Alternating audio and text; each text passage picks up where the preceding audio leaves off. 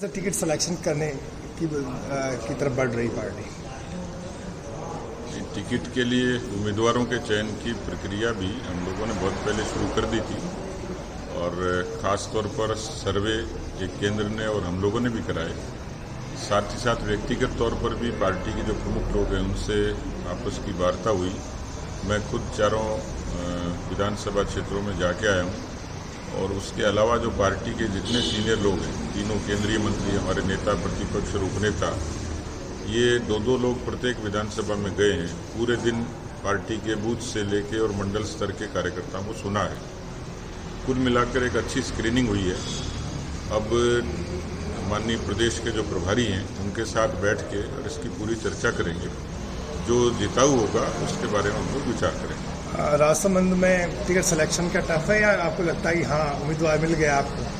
नहीं, ticket selection कोई tough नहीं है क्योंकि पार्टी के कार्यकर्ताओं के बीच में से लड़ना और पार्टी के पास में एक योग्य और क्षमतावान और जीतने वाले कार्यकर्ताओं की एक लंबी खेप है।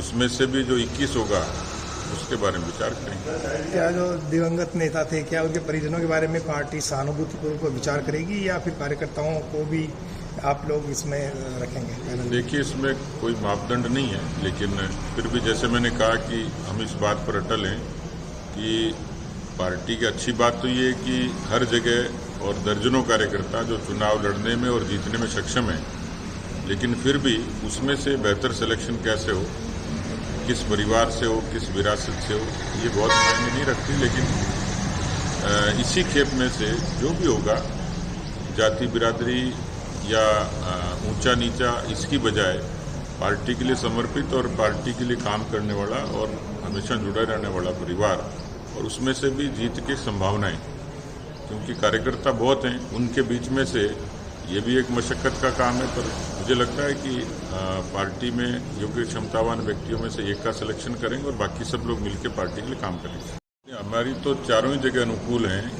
क्योंकि जो पंचायती राज के चुनाव हुए थे, इन सारे ही विधानसभा क्षेत्रों में सरकार के खिलाफ जनादेश लोगों ने दिया था। दूसरा, हमारा पार्टी का कार्यकर्ता हर काम को चुनौती के रूप में लेता है, परिश्रम करता है, जो हमने बहुत पहले से शुरू कर दिया था।